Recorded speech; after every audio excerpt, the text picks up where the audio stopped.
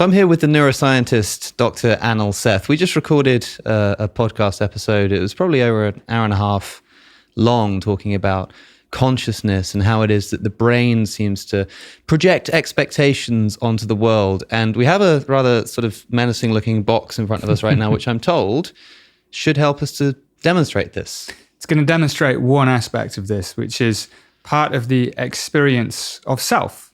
We have this experience of the world around us, but we also have this experience of being a person, being me or being you. And part of that experience is something we take for granted, which is the experience of the object that is our body. And we often don't think about it. William James, one of the fathers of psychology, said it's the same old body, always here, always following us around. He probably said it more elegantly than that. But we just take it for granted that we experience our body as our body and things that aren't our body as not our body.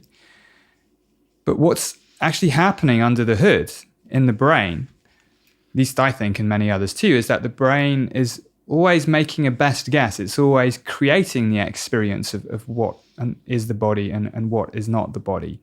And our experiences of what the body is, of body ownership, are surprisingly changeable, surprisingly flexible.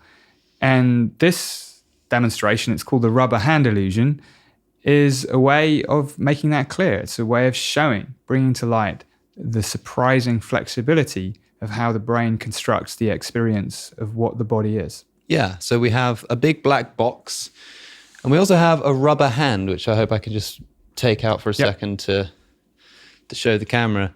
We have a rubber hand, a black box, and some paintbrushes. And we have 2 paintbrushes. So let's see how this all goes together. Sure. But just before that, I want to thank Blinkist for sponsoring this video. The Blinkist app allows you to understand the most important things from over 5,500 books and podcasts, each in around 15 minutes. With this bite-sized content, you can immediately start discovering new perspectives, becoming a better communicator, having more informed conversations based on what you're learning, and just by listening to 15 minutes of insights. For example, the wonderful book Being You by Anil Seth, the man you were just listening to, is available on Blinkist. If I open it up and scroll down, I'll see the most important ideas separated into 8 easy-to-read blinks. I can open whichever one I want to read, but if I prefer, I can click Play Blinks, and I'll be listening to an audio version of the same material.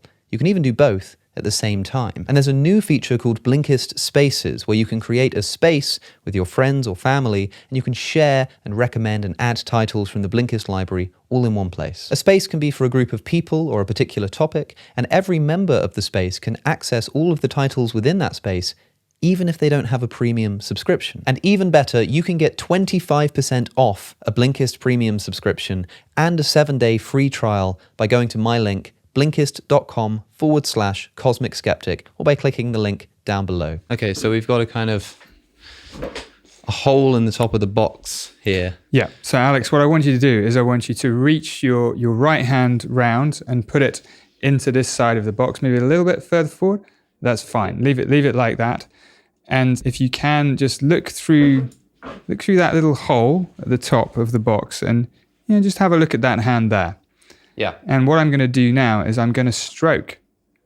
I've got these 2 paintbrushes and I'm just going to stroke both hands. All right. So we'll just do a little bit of that.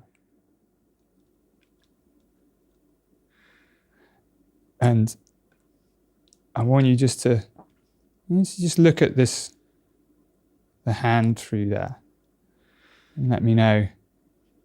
That is what you feel. Bizarre. It's like, I've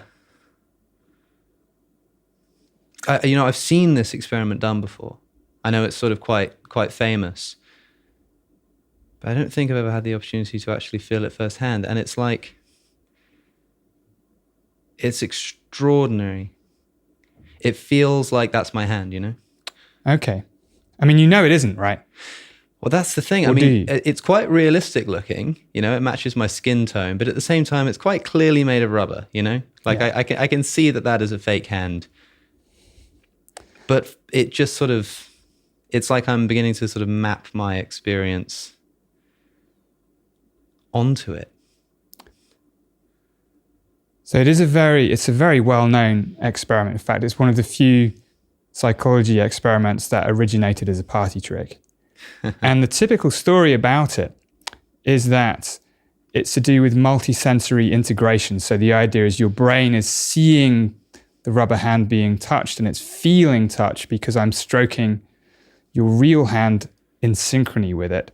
And so it puts the two signals together and says, even though it doesn't look like my hand, I'm feeling touch and I'm seeing the hand being touched and it looks roughly like a hand. So, it's sort of my hand. That's the typical idea. But actually, with my colleague, Peter Lush, he had the suspicion that people vary quite a lot in the strength of this illusion. And trying to understand why that might be, came up with the thought that actually it's still all about the brain's expectations, but in a slightly different way. If you think about what's really going on here, we're putting you in a situation where it's pretty clear from the experiment what I'm encouraging you to experience. There's this concept in psychology called demand characteristics. That, if they really put in a situation where the context makes it clear what they should experience, then some people really do experience that. Yeah. And what Pete did was to test this. He basically did this rubber hand illusion that we're doing now on about 350 people. 350, it was a lot. And correlated the strength of the illusion with how hypnotically suggestible people were. And we saw quite a strong correlation. And what that suggests is that people who experience it strongly, maybe like you, are actually quite hypnotically suggestible, which is not a bad thing. It's just one of those traits. It just really what it means is our brains are more able to generate experiences according to expectations. Have you been hypnotized, experienced hypnosis before? I have. I'm not very hypnotizable, it turns out. So I score quite low on these screening things. But so I must say I'm quite suspicious of it all. I've never had anyone attempt to hypnotize me before, and I sort of get the feeling that sometimes in these big magic shows, it's just people kind of playing along a lot of the time. I'd be quite surprised to actually sort of experience this, and I sort of wondered if it's... Let me just try one more thing while we're still on this. So just keep looking at the hand. Keep looking at the hand for a second. Let me just do this. I've already kind of given the game away a little bit. But just to see, this is a good informal indicator of how strong the illusion is.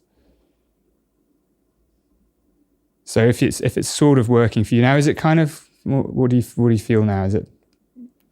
It's like, I'm beginning to sort of see it as my hand again. Okay. Let me know when that's developed, because I know you looked away for a bit. Yeah. It's interesting because sometimes the brushes sort of don't... Actually, a moment ago, I think you were accidentally doing the wrong finger. I was. And that was bizarre. It was like my brain was beginning to sort of get really confused about how to map it on. It was like my fingers were swapping over. That's fascinating. That's just because I'm not very good at this. I thought that you were sort of playing some prank on me or something, because it was like, wow, that's such a... I've literally never experienced anything like that in my life. It's just because I'm not very good at counting fingers. This, that's... I can sort of feel that as my hand again, like before. So we'll just try one thing, which is I'm going to take some scissors and... It's like it sort of snaps you out of it. Right. Because it's so weird. It's like, I know it's not my hand. I can see that it's not my hand. And I can also sort of cognize that it's not my hand. Yeah. But for some reason, I still sort of cringe when you pulled out the scissors. Yeah. And I think that's the thing. There's many levels on which, all these experiences are constructed. We can simultaneously know that it's not our hand and yet still have this slightly uncanny feeling that it is somehow part of our body. And it's different from other situations that you might get in neurology. I mean, there are some conditions like phantom limb syndrome where people feel pain in a limb that no longer exists after amputation, and also a really fascinating condition called somatoparaphrenia, which is where people feel and believe that part of their body actually belongs to somebody else, maybe a family member or their doctor or something. And, you can point out to them that if it's their hand, they'll say, well, it's connected to this arm, which is connected to the shoulder. But still, people with somatoparaphrenia have such a strong conviction that their body part is not theirs, that they will, confabulate some reason why it's still not their hand. So the rubber hand illusion is definitely weaker than these kinds of things, right? You still know that it's not your hand, even though it feels a little bit like it. That's like the opposite of phantom limb syndrome. Yeah. What causes that in people? I mean, I've never heard of this, the idea of sort of looking at your own finger or hand or arm or something and being convinced that it's not yours. Yeah. So, I mean, there's actually a whole range of conditions like this. There are things called xenomelia and body identity or body integration identity disorder, where people feel, they feel a sense of dissociation from a disownership of part of their body.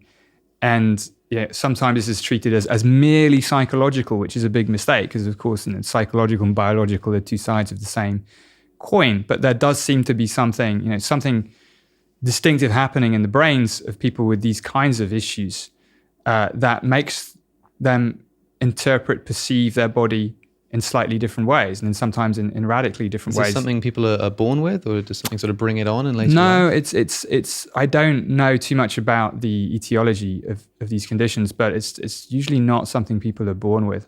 And it can be traced. You can imagine when the hand was yours. You can remember a time when you looked at your hand and thought, yeah, that is my hand. Yeah. And now you're looking at it and thinking, well, this belongs to somebody else. In somatoparaphrenia, that's the idea, that it seems like it belongs to somebody else. And in xenomelia, it's just this feeling that this is not part of my body. And there's another condition which is sort of the generalization of all of these called Cotard syndrome.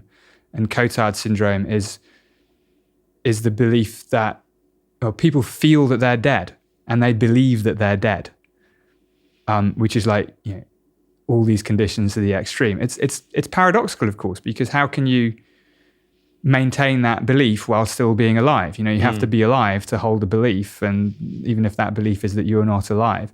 But even these kind of logical contradictions don't prevent people from actually experiencing and feeling these kinds of things.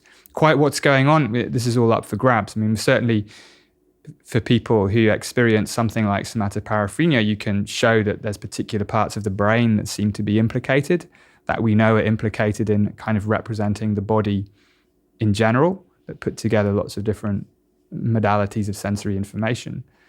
So there's something very deep going on here. And the actual interesting scientific question, for me at least, is how similar something like the rubber hand illusion is to these more dramatic alterations of body ownership. And often people will say it's kind of a weaker version of the same thing. I'm not so sure, based on what my colleague Pete's been doing, which is showing that actually this might be a manipulation of body experience that's due to this very general phenomenon of demand characteristics of people being in a situation and then just having the experience that they're implicitly encouraged to have. It still makes the same point that our experience of the body is not something to take for granted. It's quite easy to change in quite a subtle way in things like the rubber hand illusion. And in certain conditions, perhaps after brain injury, it can change in a much more profound and dramatic way, where we don't just have a weird feeling, but we really believe that part of our body isn't ours, or some other part is. Gosh, it's endless, the mysteries of how our brains work. And thanks for having me here at Sussex and for bringing down your props to show me more about how my brain isn't perhaps as trustworthy as I used to think it is. Thanks, Alex. It's been a pleasure. If you want to watch a full podcast between me and Anil Seth, use the link that's on your screen. It's over an hour and a half long, and what you just saw was filmed completely separately, so it's all new material. Thanks to Blinkist for sponsoring this video. Use the link in the description to check it out, and I'll see you in the next one.